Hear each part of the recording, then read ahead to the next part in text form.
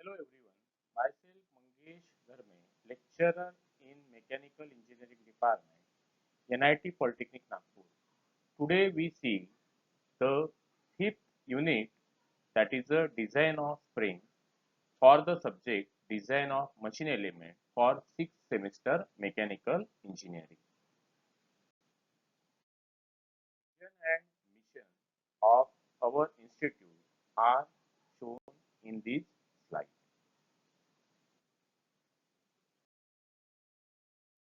In today's chapter, that is design of spring, we discuss the various topics, that is the theory learning outcome, that is explain various spring used with their application. Then second, determine the stresses induced in helical spring. Then third, determine the deflection and equivalent spring stiffness for spring in series and parallel. Then fourth, explain the procedure for design of helical compression spring for given application, and next determine the dimension of spring for the given load condition. Now we see the topic, that is the define the following term with respect to spring. तो first आपको क्या explain करना है, यहाँ पे free length क्या होता है स्प्रिंग का और सॉलिड लेंथ क्या होता है. तो अपन यहाँ पे डेफिनेशन देखेंगे. फ्री लेंथ मतलब क्या है. Free length is defined as axial length of unloaded helical compression spring. Means in this case no external force acts on the spring. इसका मतलब क्या है, यहाँ पे जो स्प्रिंग दिख रहा है इस पे कोई भी एक्सटर्नल लोड अप्लाई हो रहा है क्या. यहाँ से external load apply is zero. तो ये जो लेंथ रहेगा स्प्रिंग का अनलोडेड कंडीशन में, इसको क्या बोलेंगे आप, free length of the spring. Now second definition we are saying the solid length. तो सॉलिड लेंथ क्या होता है. Solid length is defined as the axial length of a spring which is so compress. मतलब यहाँ पे क्या apply किया आपने, लोड अप्लाई किया और ये स्प्रिंग को क्या किया, कॉम्प्रेस किया. तो ये जो लेंथ रहेगा स्प्रिंग का, इसको क्या बोलेंगे आप, solid length of the spring. That, इसी कंडीशन को क्या बोलेंगे आप, that the adjacent coil touch each other. तो यहाँ पे ये जो कॉइल है ये क्या हो रही है, एक में को टच हो रही है. then in this case the spring is a completely compressed and no further compression is possible. तो ये कंडीशन में स्प्रिंग क्या है, टोटली कॉम्प्रेस है और इसको आप और कॉम्प्रेस नहीं कर सकते हो. तो इसी फंडामेंटल को क्या बोला जाता है, सॉलिड लेंथ बोला जाता है. तो ये जो क्वेश्चन आएगा एग्जाम में, ये आएगा आपका 2 मार्क के लिए.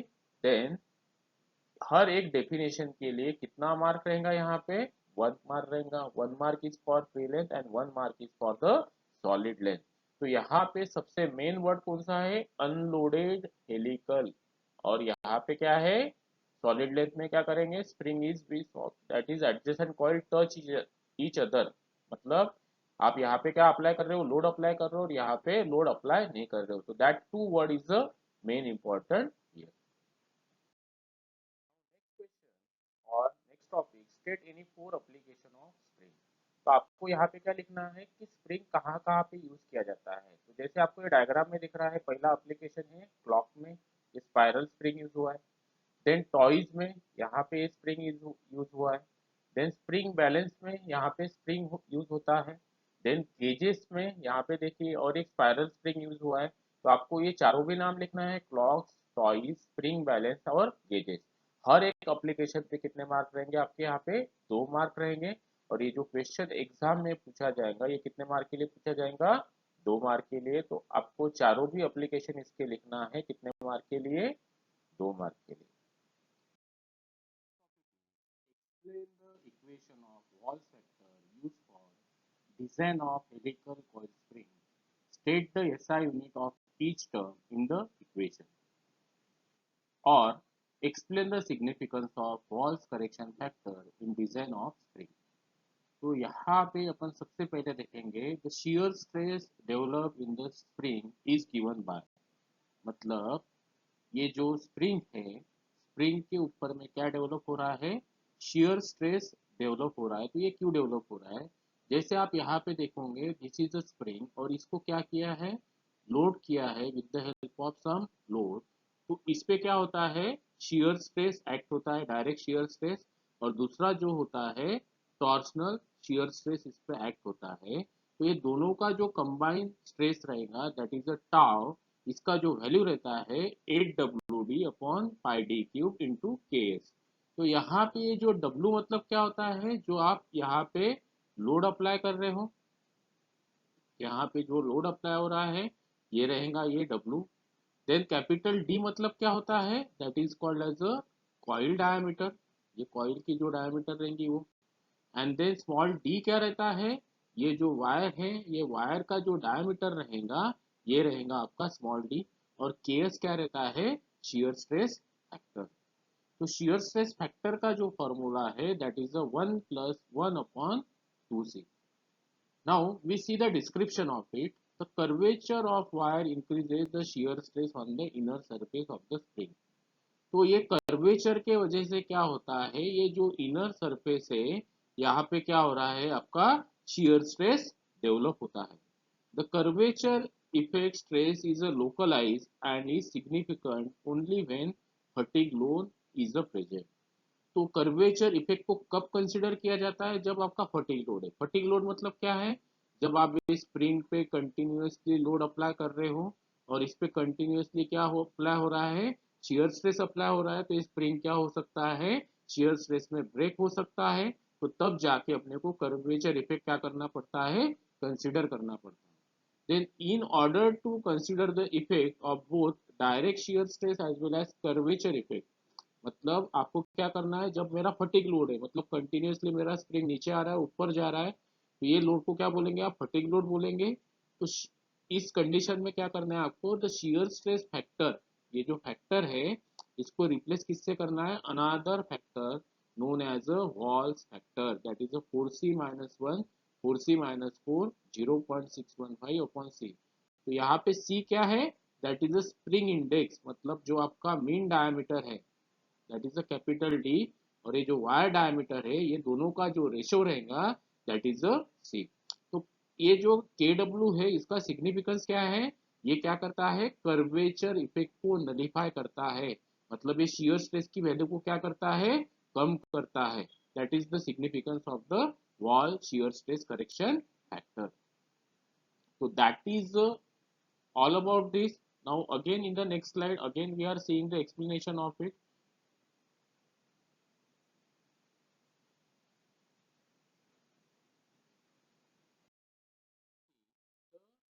From the last slide, we see the curvature effect and wall shear stress correction factor and calculate the wall shear stress correction factor. Now we see the what is the shear stress after calculating the KW. तो यहाँ पे KS को किससे replace किया आपने, KW से replace किया है। Then tau is equal to कितना होगा, 8 WD upon pi D cube into KW। तो आपको यहाँ पे क्वेश्चन में क्या पूछे, इसके यूनिट्स पूछे हैं, सभी जो आप ये शियर स्ट्रेस में यूज करने वाले हो पैरामीटर। तो पहला क्या है आपका लोड है दैट इज द डब्ल्यू।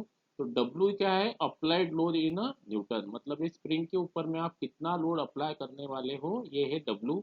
तो इसका जो यूनिट रहेगा ये क्या रहेगा, न्यूटन रहेगा। देन डी क्या है आपका, mean coil diameter in mm, मतलब इसका जो डायमीटर रहेगा ये क्या रहेगा आपका, mean coil diameter. Then D क्या है आपका, वायर डायमीटर, मतलब इसका ये जो डायमीटर रहेगा ये क्या रहेगा आपका, वायर डायमीटर। और इसका यूनिट क्या रहेगा, एमएम। एंड के डब्ल्यू क्या रहेगा, Wahl shear stress correction factor that is this. And last one is C is a spring index. तो this question is asking for the 4 marks, okay, then 2 marks is for formula and 2 marks is for the explanation in the exam. So that is all about the wall shear stress correction factor. Now next numerical we see the closed coil helical spring is made of 10 mm diameter steel wire.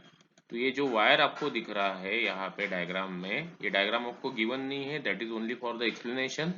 तो इसका जो wire का जो diameter D आपको ये जो given है ये कितना है आपका 10 mm, मतलब इसलिए आपने यहाँ पे कितना लिखा है, d is equal to 10 mm. Then number the coil consists of 10 complete turns with a mean coil diameter 120 mm. मतलब number of turns n is equal to कितना है 10, मतलब these are the turn 1 2 3 like that. ऐसे कितनी turn given है यहाँ पे 10 turn given है, that's why we are writing n is equal to 10। Then आपको क्या दिया है यहाँ पे मीन डायमीटर की वैल्यू गिवन है 120 mm। तो आउटसाइड डायमीटर इनसाइड डायमीटर और इसका जो ये मीन डायमीटर है कॉइल का ये कितना गिवन है आपको d is equal to 120 mm, that's why I am writing here d is equal to 120 mm। The spring carries an axial pull of 20 Newton. तो ये स्प्रिंग के ऊपर में एक्सियली कितना लोड एक्ट हो रहा है 200 न्यूटन का लोड एक्ट हो रहा है। तो इसलिए आपने P की वैल्यू कितना लिखा है 200 Newton. Determine the shear stress induced in the spring neglecting the effect of stress concentration। तो आपको क्या कैलकुलेट करना है यहाँ पे shear stress की वैल्यू कैलकुलेट करना है neglecting the effect of a stress concentration। मतलब आपको यहाँ पे KW फैक्टर जो है वो कंसीडर नहीं करना है। आपको कौन सा फैक्टर कंसीडर करना है KS फैक्टर कंसीडर करना है KS। तो KS क्या होता है 1 plus D upon 2D। Determine the deflection of the spring, और क्या निकालना है आपको यहाँ पे डिफ्लेक्शन की वैल्यू फाइंड आउट करना है। Strain energy stored by it, और क्या करना है आपको strain energy that is U की वैल्यू फाइंड आउट करना है। If the modulus of rigidity of the spring is 80 kilo newton per mm square, मतलब कितना होगा ये 80 into 10 to the power 3 newton per mm square, that is 80,000 newton per mm square. ये हो गई जी। तो this is all about the data of this numerical that is given in the numerical. Now we solve the numerical. तो सबसे पहले आपको क्या कैलकुलेट करना है यहाँ पे shear stress induced in the spring. तो for that there is a formula, that is a tau is equal to 1 plus d upon 2d into 8pd upon pi d cube। तो यहाँ पे सभी वैल्यू आपको गिवन है। d का value आपको given है यहाँ पे that is equal to 10, that's why मैंने यहाँ पे कितना लिखा है 10। देन d का कैपिटल D का वैल्यू आपको यहाँ पे गिवन है, कितना गिवन है ये 120 mm, that's why I am writing here 120 mm। Then P का वैल्यू आपको गिवन है 200, यहाँ पे दिया है इसलिए मैंने यहाँ पे कितना लिखा है 200। सिमिलरली D का वैल्यू आपको यहाँ पे गिवन है, again it is 120, that's why I am writing here 120। Then pi D cube, तो अगेन D का वैल्यू यहाँ पे गिवन है 10 इंटू 10 टू द पावर 3, तो इसका वैल्यू कितना है शियर स्ट्रेस का 61.115 Newton per mm square, that is the value of the shear stress। then we calculate the deflection delta in the spring। तो इसका वैल्यू कितना रहता है 8pd cube into n upon gd raise to the power 4। तो यहाँ पे p का value आपको गिवन है 200 न्यूटन, तो इसलिए मैंने यहाँ पे लिखा है 200 Newton.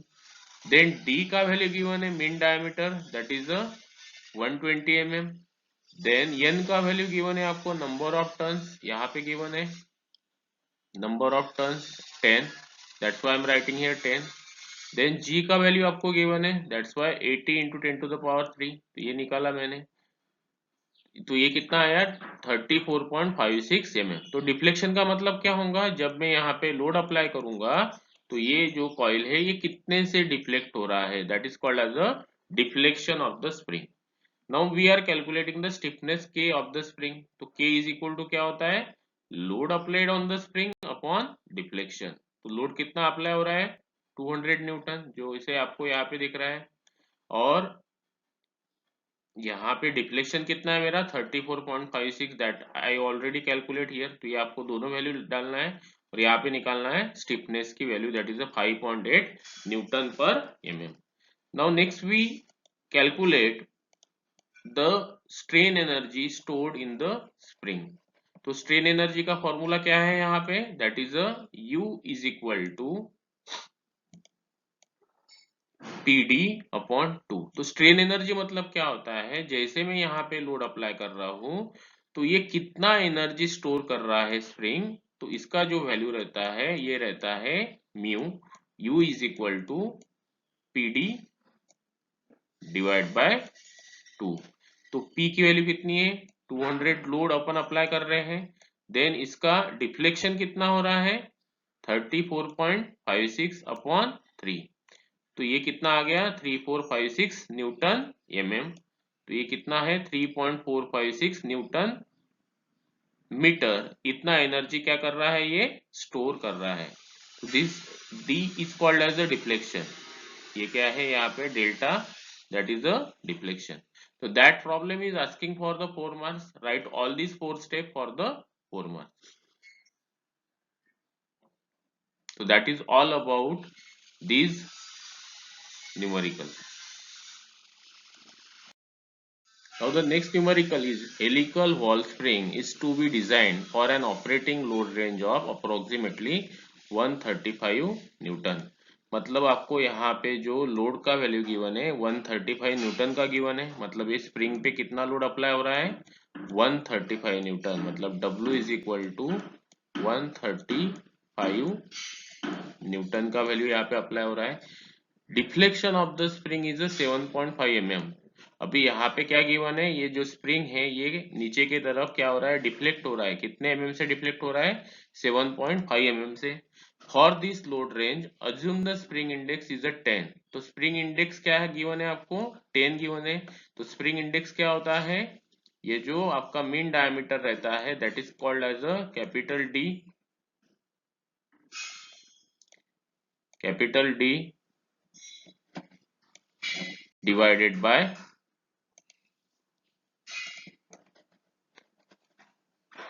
Capital D divide by the wire diameter, ये रहता है आपका स्प्रिंग इंडेक्स। तो उसकी जो वैल्यू गिवन है आपको ये कितनी गिवन है that is C is equal to 10।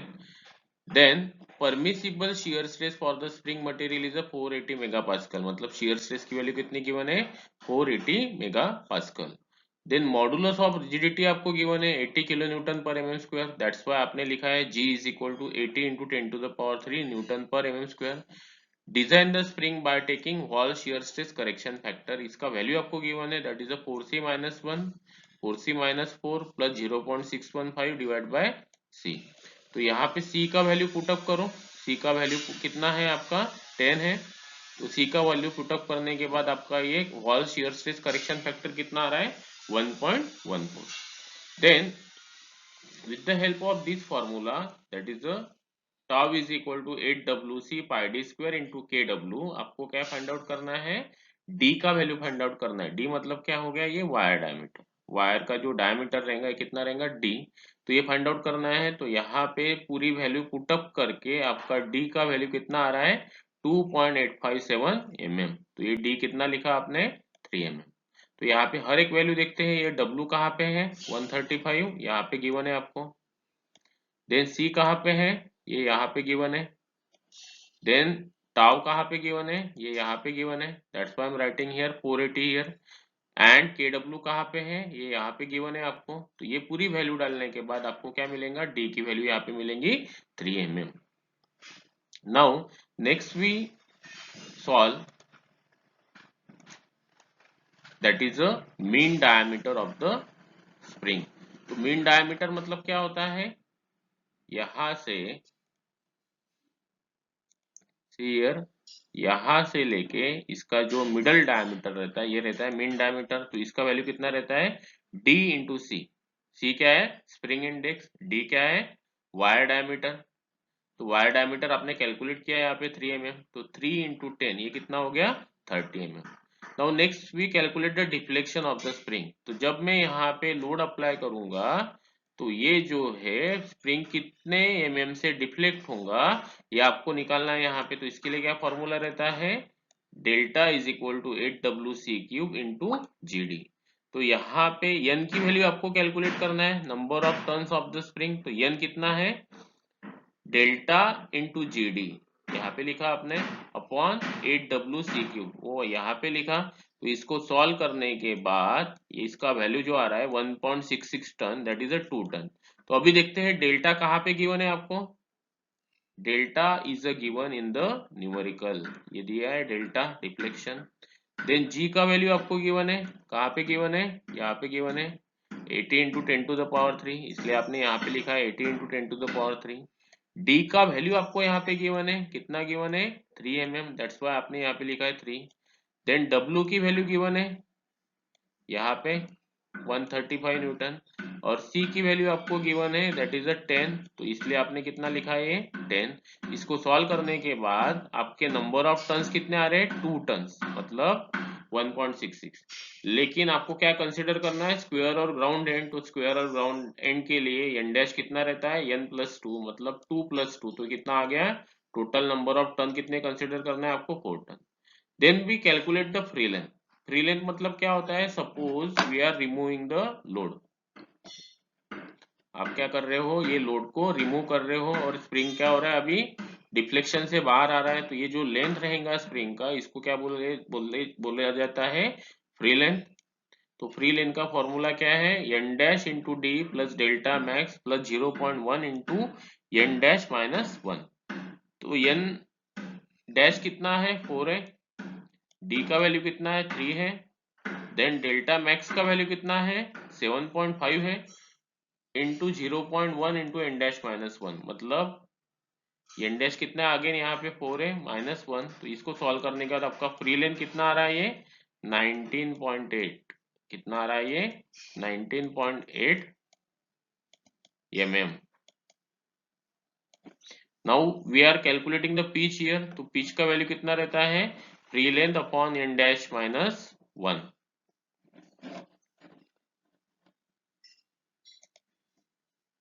कितना है free length upon N dash minus 1। तो फ्री लेंथ कितना है आपका 19.8 अपॉन एन डैश माइनस 1, तो ये कितना आ गया 6.6 mm। तो ये न्यूमेरिकल आपको एग्जाम में आएगा 4 मार्क के लिए। तो half mark is for the data calculation,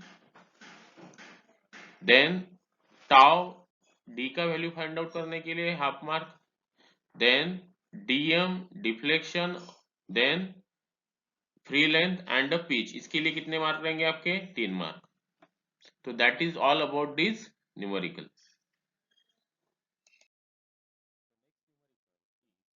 A helical spring is made from a wire of 8 mm diameter।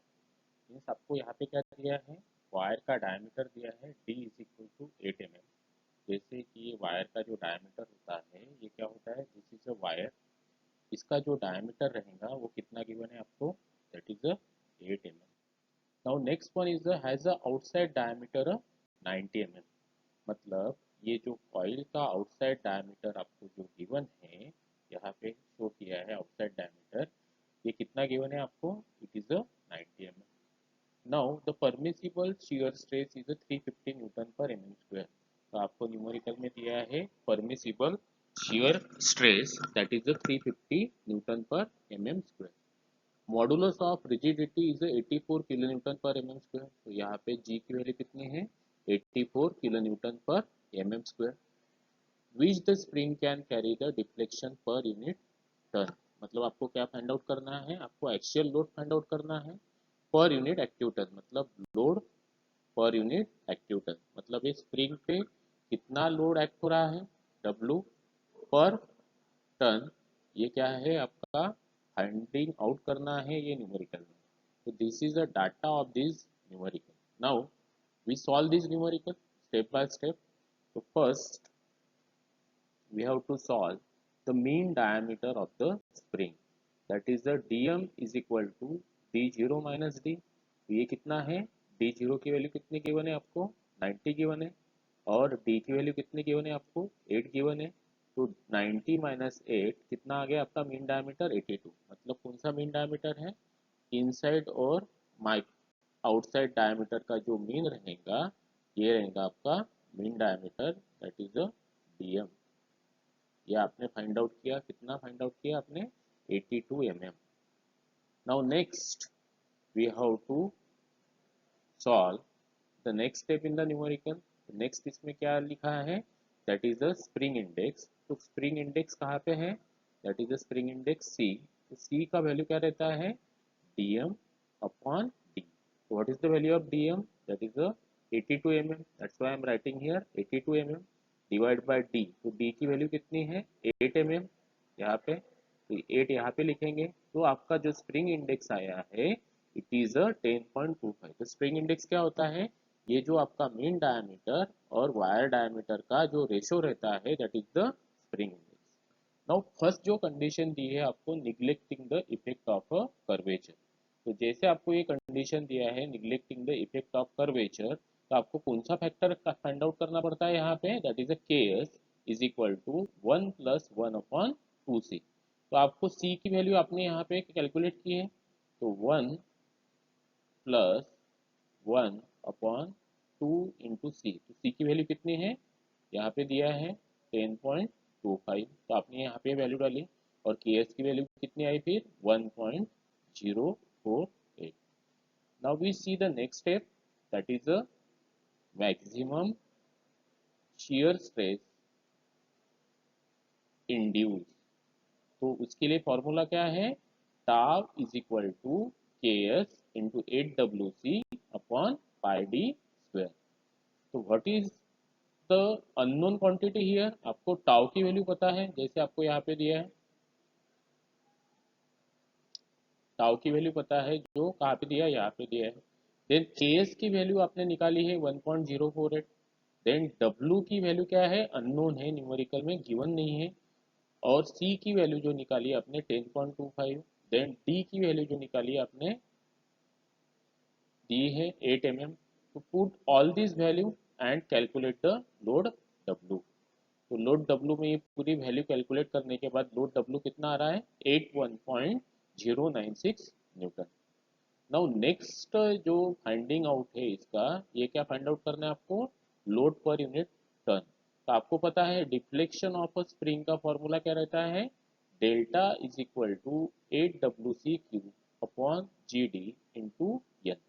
तो यहाँ पे क्या निकालना है आपको, deflection per unit active turn. तो यहाँ पे जो फॉर्मूला आएगा 8 WC³ G into D. Okay, delta divide bye, तो डेल्टा बाई एन का वैल्यू कितना है, 8 WC³ G इंटू डी। तो put all the values here, जैसे W की वैल्यू कितनी डाली है मैंने 81.096, that is the 10.25, and D की वैल्यू कितनी डाली है, दैट इज द 8। ये पूरी वैल्यू डालने के बाद आपका जो आया है deflection per unit active turn, ये कितना है 10.50 mm पर टर्न। मतलब ये जो स्प्रिंग है ये कितना डिफ्लेक्ट होगा, 10.25 mm डिफ्लेक्ट होगा। 10.25 mm क्या होगा यहाँ पे, डिफ्लेक्शन होगा per unit active turn. Okay, now we see the next condition here, that is considering the effect of curvature। कौन सा कंडीशन आपको करना है, considering the effect of curvature. तो जब आप इफेक्ट ऑफ कर्वेचर को कंसिडर कर रहे हो तो आपको क्या कैलकुलेट करना है, यहाँ पे के डब्ल्यू कैलकुलेट करना है, that is the Wahl shear stress factor. मतलब ये क्या नलीफाई करता है, शियर स्ट्रेस और कर्वेचर इफेक्ट को नलीफाई करता है। तो that is equal to 4c-1, 4c-4, 0.615 divide by C. तो यहाँ पे c की वैल्यू कितनी कैलकुलेट की आपने 10.25। तो put this c value here, 4 into 10.25, 4 into 10.25 -4 -1 plus 0.615 upon 10.25। तो ये के डब्ल्यू की वैल्यू कितनी आ रही है 1.141, that is only change here. Then next formula that we are using, the maximum shear stress induced। तो tau is equal to कितना रहता है, kw 8 WC upon pi D square. लेकिन यहाँ पे अननोन क्वांटिटी कौन सी है, जैसे आपकी अननोन क्वांटिटी यहाँ पे कौन सी थी, W। सिमिलरली ये कंडीशन में भी आपकी अननोन क्वांटिटी कौन सी है, W। तो W इज इक्वल टू कितना होगा, टाउ पाई डी स्क्वायर के डब्ल्यू 8 इंटू सी। ये कैसे आया, tau into pi D square cross multiply हुआ अपॉन 8c इंटू के डब्ल्यू। तो यहाँ पे पूरी वैल्यू पुटअप करो, और आपका जो लोड आया है ये आया है 752.24 newton. Now next we calculate the deflection of a spring. तो अगेन जहाँ यहाँ पे जो फॉर्मूला आपने यूज किया सेम फॉर्मूला आपको यहाँ पे यूज करना है। Calculate delta divide by N, that is 8 WC³ upon G into D. तो यहाँ पे देखिए आपको W की वैल्यू पता है, ये लिखा है यहाँ पे W 752.24। देन आपको C की वैल्यू पता है, कितना है C, दैट इज 10.25। देन आपको G की वैल्यू पता है, G की वैल्यू कितनी है 84 into 10 to the power 3 newton, और D की वैल्यू आपको पता है that is equal to 8 mm. Put all this value here and then calculate the deflection per unit active ton, that is a 9.64 mm per ton. So that is all about this problem. So there are the two condition here. First is a neglecting the effect of curvature. तो यहाँ पे आपको कौन सा factor consider करना है, Ks. And second condition कौन सी है, considering the effect of curvature. तो यहाँ पे आपको कौन सा फैक्टर कंसिडर करना है, Kw. That is only change in this two step. Then ये जो न्यूमेरिकल आएगा आपको 4 मार्क के लिए आएगा. तो पहले कंडीशन के लिए आपके 2 मार्क रहेंगे और सेकंड कंडीशन के लिए आपके 2 मार्क रहेंगे. तो that is all about this numerical. In the next slide we see the next numerical of the spring. Numerical is design a closed coil helical compression spring for service load ranging from 2250 Newton to 2750 Newton. इसका मतलब क्या है, ये जो spring आपको यहाँ पे figure में दिख रहा है, इस पे मैक्सिमम जो लोड आता है वो कितना है, 2750 न्यूटन है. और मिनिमम जो लोड आएगा इस पे कितना है, 2250 न्यूटन. मतलब ये लोड जो लिमिट है, ये लोड के लिमिट में ये क्या करेगा, स्प्रिंग आपका वर्क करेगा. Now we first see the data of it. तो डाटा में क्या क्या दिया है वो देखते हैं अपन. तो सबसे पहले क्या लिखा है, for a service load ranging from service load ranging from 2250 newton to 750 newton. तो यहाँ पे F1 की वैल्यू कितनी है, 2250 न्यूटन. और आपकी मैक्सिमम लोड की वैल्यू कितनी है, 2750 Newton. The actual deflection of the spring of a load range is 6 mm. कितना गिवन है ये, 6 mm है. दैट्स वाई डिफ्लेक्शन कितना लिखा है मैंने, 6 mm लिखा है यहाँ पे. देन मतलब यहाँ पे जब आप लोड अप्लाई करेंगे तो इसका डिफ्लेक्शन कितना होगा, 6 mm से होगा. That's why we are writing here 6 mm. Now next, spring index is 5 mm. Spring index की वैल्यू कितनी है, 5 mm. दैट्स वाई सी कितना लिखा आपने यहाँ पे, 5 mm. Permissible shear stress intensity is 420 Newton per mm square. इसलिए आपने टाउ की वैल्यू कितनी लिखी है, 420 Newton per mm square. And modulus of rigidity is a G 84 kilonewton per mm square. That's why I'm writing here G is equal to 84 kilonewton per mm square. तो ये कितना होगा, 84 into 10 to the power 3 Newton per mm square. Now solving this numerical, first this step is a very important. Why? Because here we find out the data of the numerical. Now we see next how to solve this numerical. First we find out all this data. Then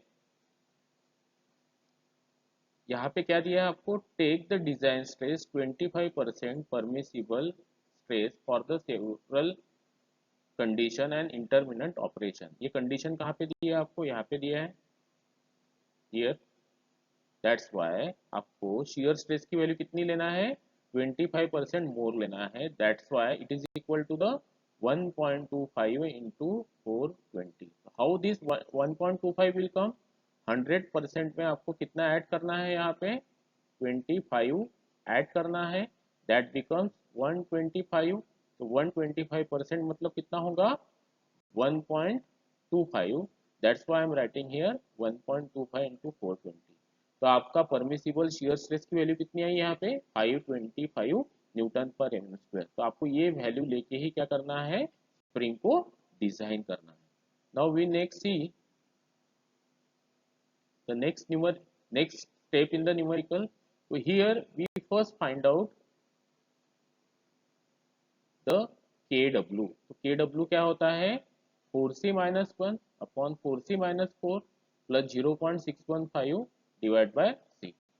तो यहाँ पे c की जो value है ये कहाँ पे given है आपको, यहाँ पे गिवन है डाटा में जो आपने ऑलरेडी कैलकुलेट की. तो put the value of c here and here and then calculate the value of kw, that is a 1.31. then next formula is a tau, that is the shear stress in the spring. जब आप ये spring पे यहाँ पे force apply कर रहे हो तो यहाँ पे क्या हो रहा है, shear stress डेवलप हो रहा है. तो यही स्ट्रेस आपको क्या करना है, वहाँ पे कैलकुलेट करना है.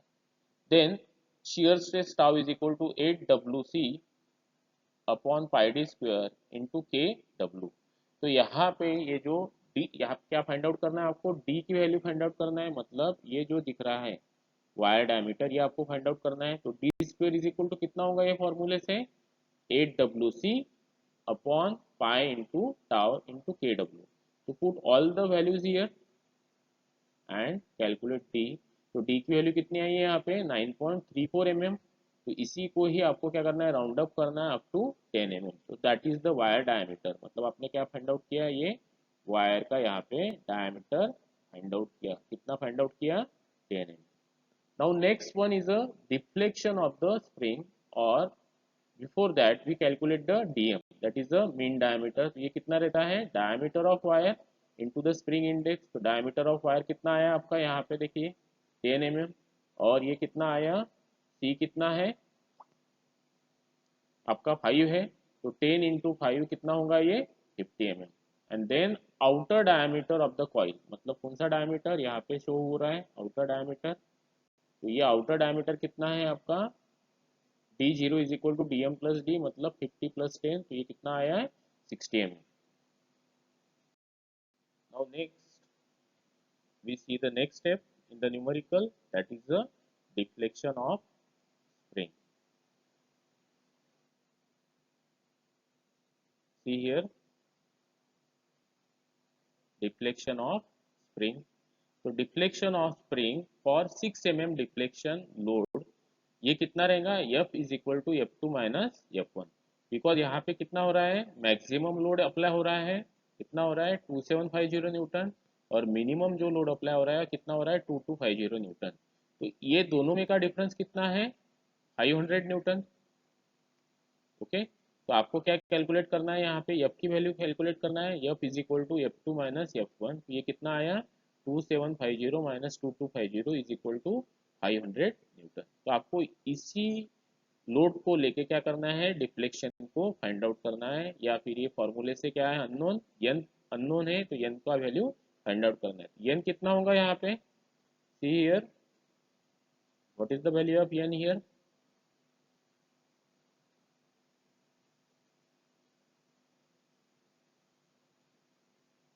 that is n is equal to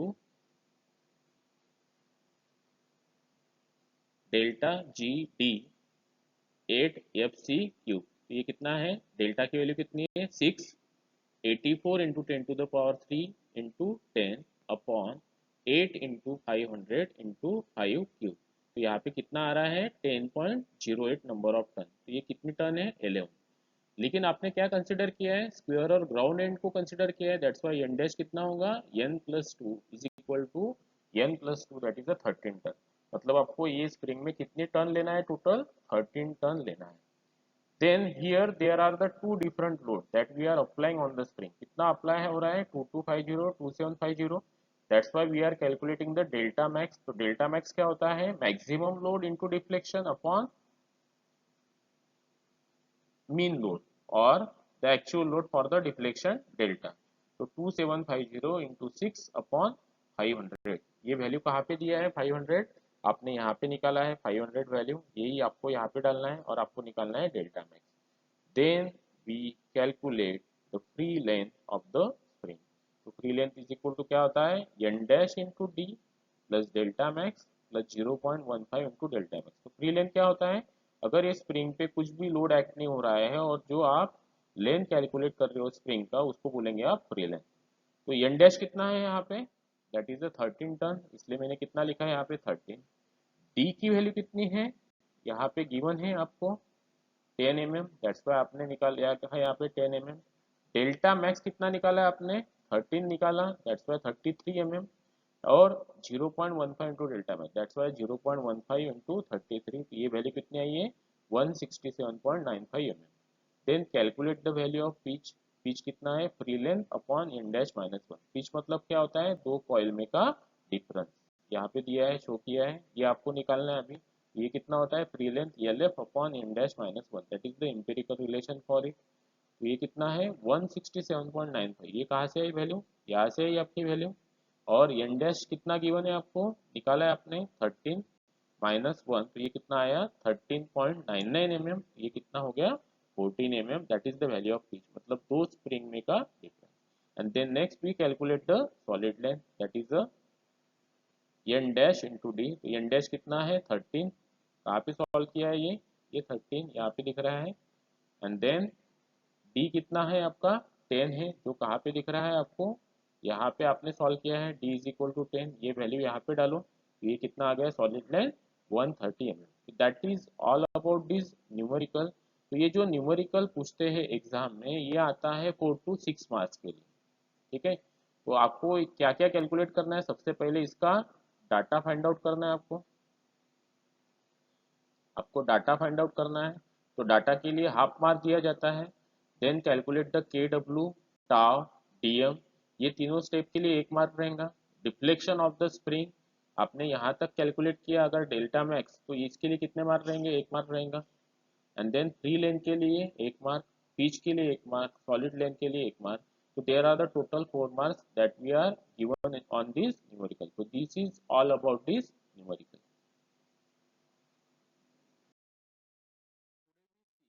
These are the different questions or different topics that we are seeing in the today's lecture.